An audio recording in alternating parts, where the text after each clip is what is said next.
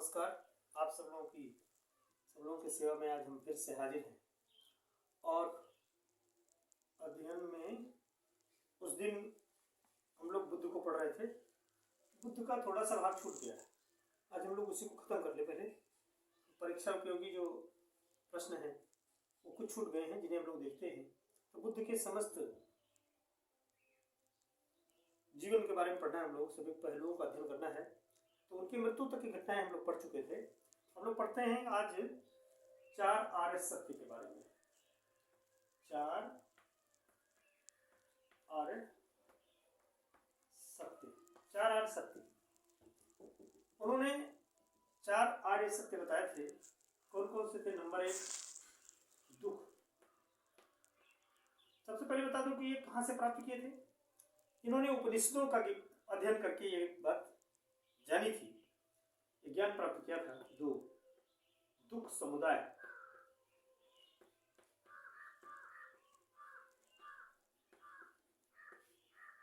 3 number है दुख निरोध। दुख समुदाय,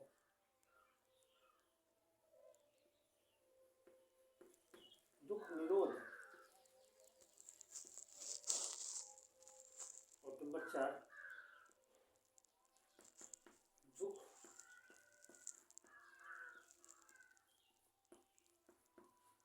निरोध प्रतिपदा। ये प्रतिपदा कोई परिवा को नहीं कहते हैं, तिथि नहीं है। प्रतिपद मतलब प्रत्येक कदम। तो ये कहां से प्राप्त किया ये ज्ञान? 4 आर्य सत्य का ज्ञान किसे प्राप्त किया था? यदि आपको यहाँ पर देख लेना है, उपनिषद से। कहाँ से लिया था इसको?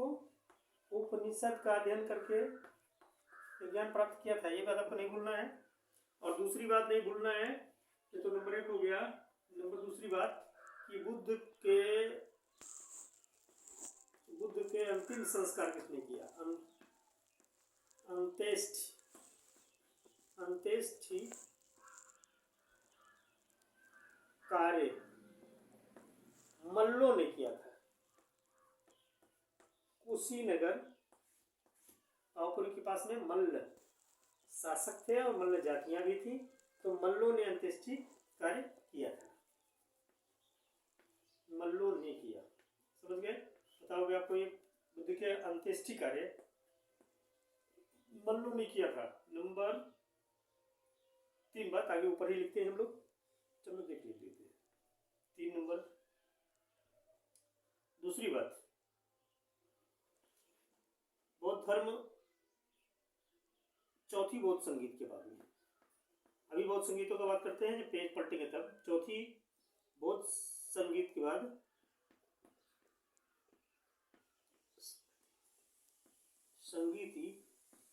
चौथी बौद्ध संगीत के बाद 2 भाग में हो गया।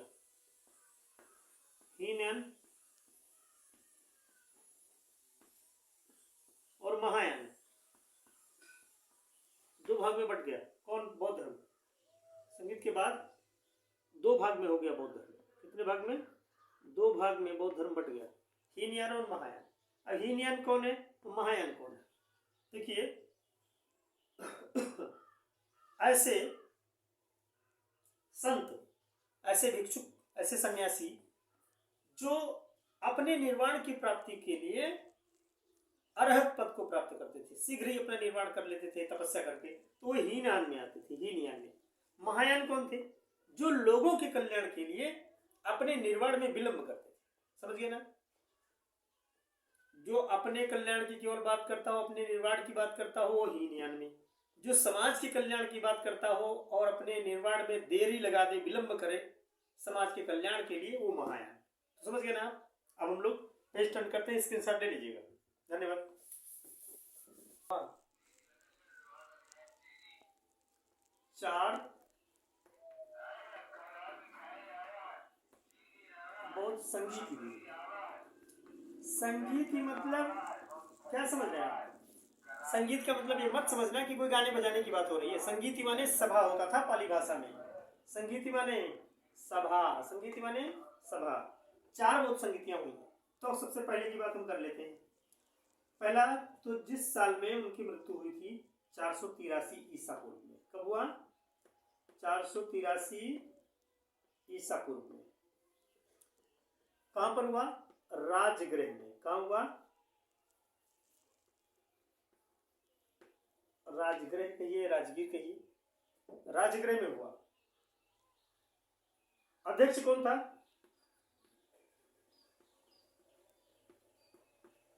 महाकश्यप।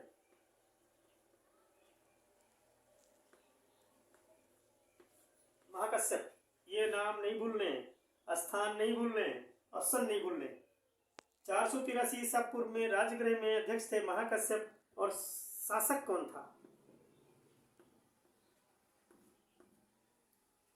अजातशत्रु।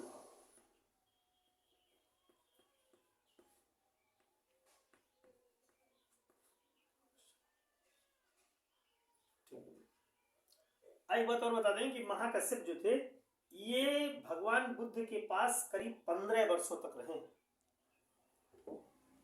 ये बिंबिसार के महामात्य भी रहा वो करते थे। अब हम दूसरे बहुत संगीत की बात करते हैं तो 383 ईसा पूर्व।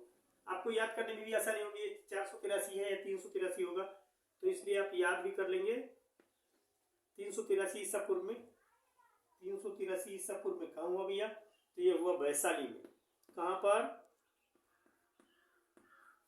वैशाली में हुआ।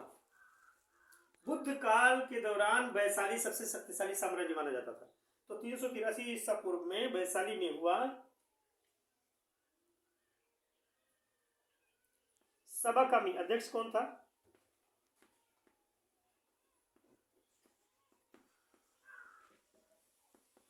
सभाकामी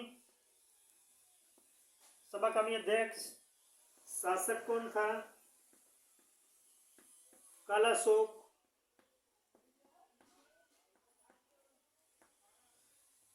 अध्यक्ष कौन? शासक कौन? कालाशोक। अध्यक्ष सभाकामी। स्थान वैशाली। और हम लोग फिर पढ़ते हैं तीसरा। 255 ईसा पूर्व, 255 ईसा पूर्व में हुआ। कहां पर हुआ? पाटलिपुत्र में। स्थान पाटलिपुत्र। पाटलिपुत्र में। पाटलिपुत्र को क्या कहते हैं? पटना। किसने बसाया था इसको? उदयन ने। किसने बताया था? उदयन ने। पाटलिपुत्र में हुआ। कौन अध्यक्ष? कौन? नाम अच्छा है, मोगली पुत्तिस। मोगल पुत्तिस नाम नहीं बोलेंगे। मोगल पुत्तिस। शासक कौन? सम्राट अशोक। कौन है? सम्राट अशोक। तो आप देख लिए 483 में राजगृह अध्यक्ष महाकश्यप, शासक अजातशत्रु। 383 में वैशाली अध्यक्ष सभाकामी, शासक कालाशोक। 255 ईसा पूर्व में पाटलिपुत्र पटना, अध्यक्ष मोगल पुत्तिस और शासक अशोक। अब लोग चौथा पढ़ लेते हैं, स्क्रीनशॉट ले लीजिए आप लोग। और चौथी बौद्ध संगीत के बारे में बात कर रहे थे हम। चौथा कब हुआ? ईसवी की प्रथम शताब्दी। ईसवी की प्रथम शताब्दी में। ईसवी की प्रथम शताब्दी, जैसा कि प्राय किताबों में देखने को मिलता है 78 ईस्वी में। कब हुआ? 78 ईस्वी में। लेकिन अक्सर किताबों में ईसा की प्रथम शताब्दी लिख के मिलता है, लेकिन 78 ईस्वी में ये हुआ था। कहां पर हुआ था? स्थान कुंडलवन। कहां हुआ? कुंडलवन, कश्मीर। कुंडलवन कश्मीर में। अध्यक्ष कौन थे? इसमें पहली बार अध्यक्ष और उपाध्यक्ष दोनों चयन किए गए थे। अध्यक्ष और उपाध्यक्ष। अध्यक्ष कौन थे? वसुमित्र। अध्यक्ष कौन? वसुमित्र। उपाध्यक्ष अश्वघोष। अश्वघोष ने बुद्ध चरित्र लिखा है ना। अश्वघोष, इनकी किताब बड़ी बुद्ध के बारे में, जीवन शैली के बारे में इनकी किताब जो बुद्ध चरित्र है कौन सी किताब है ये भी बता दें आपको। बुद्धचरित, बुद्धचरित ये प्रमाणिक मानी जाती है। और इसमें शासक कौन था? ये तो किताब है भैया, पुस्तक, यहाँ लिख देने तो आप लोग भूल ही जाओगे। ये पुस्तक है बुद्धचरित, किसकी? अशोक घोष। शासक कौन था? कनिष्क। कौन शासक था? कनिष्क, जिसने सोने के, शुद्ध सोने के सिक्के चलवाए थे, कनिष्क। समझ रहे हैं ना? तो अब हम लोग तो पढ़ लिए 4 बौद्ध संगीतों के बारे में। अब हम देखते हैं कि त्रिपिटक क्या था। एक ग्रंथ थे बुद्ध धर्म से संबंधित ग्रंथ। बौद्ध धर्म से संबंधित ग्रंथ कौन से थे? तो त्रिपिटक, त्रिपिटक उसे कहते हैं, त्रिपिटक। त्रिपिटक थे। कौन कौन? त्रि माने 3 होता है, तो नंबर 1 विनय पिटक। कौन है? विनय पिटक। नंबर 2 सुत्त पिटक, इसे सूत्र पिटक भी कहते हैं, सुत्त पिटक। नंबर 3 अभिधम्म पिटक। कौन है? अभिधम्म पिटक। इन तीनों में बात कौन कौन सी है? विनय पिटक में तो बौद्ध संघ में रहने, ज्वाइन करने, अपना जीवन बिताने भिक्षुक भिक्षुणियों का जो नियम है, नियम इसमें लिखा है। संघ का नियम क्या कर देंगे आप? संघ के नियम है इसमें, विनय में। विनय पिटक में संघ के नियम, सुत्त पिटक में उपदेश, बुद्ध के उपदेशों का संकलन, उपदेश है।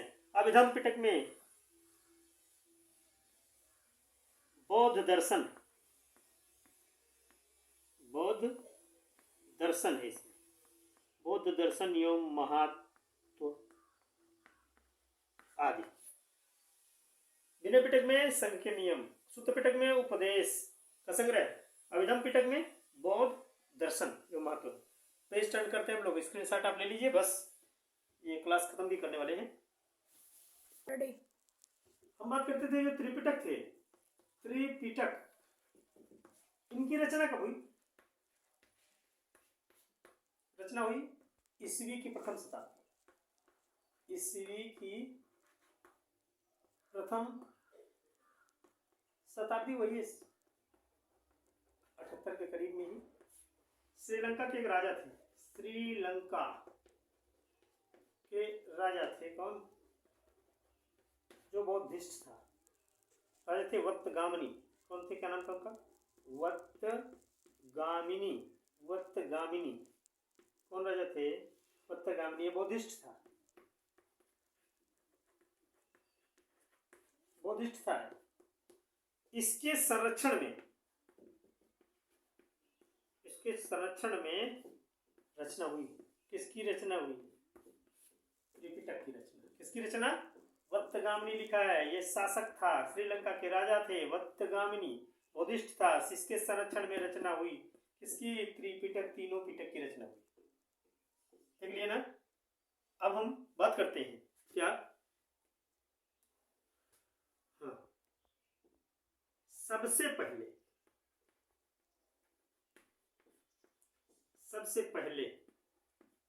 पूछ लेगा मूर्ति पूजा। सबसे पहले मूर्ति पूजा। वैसे विरोध बताऊं, इनके अपवाद रहे। प्रारंभ में तो पुनर्जन्म को नहीं मानते थे, लेकिन बुद्ध लोग पुनर्जन्म को मानने लगे। अनीश्वरवादी थे ही, मूर्ति पूजा का विरोध करते थे। सनातनियों का विरोध किस प्रकार से किया? मूर्तियों का विरोध किया ना। और सबसे पहले भारत में मूर्ति पूजा का प्रारंभ लगभग बुद्ध से ही माना जाता है। सबसे पहले मूर्ति पूजा बुद्ध की हुई। सबसे पहले मूर्ति पूजा किसकी हुई? बुद्ध की हुई। सबसे पहले धार्मिक जुलूस, सबसे पहले धार्मिक जुलूस किसका निकला?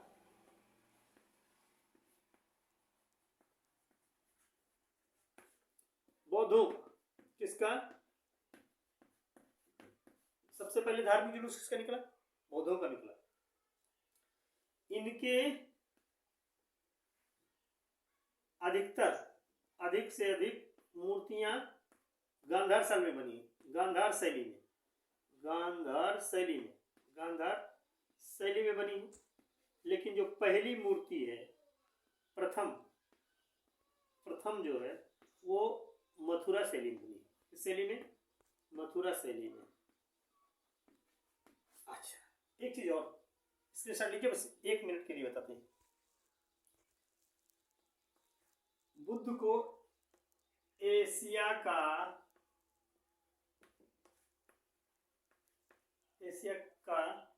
ज्योतिपुंज कहा जाता है। ज्योतिपुंज, एशिया का ज्योतिपुंज कहा जाता है। किसको? जो एशिया का ज्योतिपुंज कौन है? बुद्ध। बुद्ध को एशिया का ज्योतिपुंज, अंग्रेजी में लिखा है लाइट एशिया।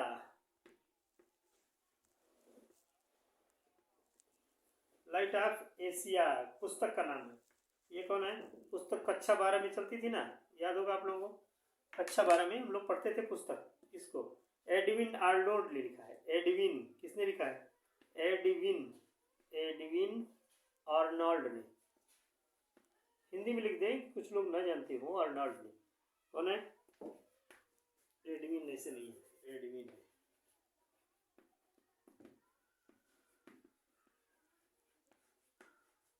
एडविन आर्नोल्ड लिखा है इस किताब को, the light of Asia. The light of Asia, Asia का ज्योतिपुंज किसे कहा जाता है?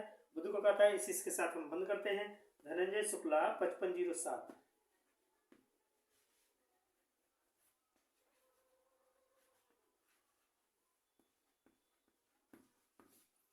फ्री में मत पढ़िए, कम से कम सब्सक्राइब तो कर लीजिए आप लोग, इतना तो कर ही सकते हैं ना। तो धनंजय शुक्ला 5507 यूट्यूब का चैनल है, इसे सब्सक्राइब करना ना भूलिए। धन्यवाद।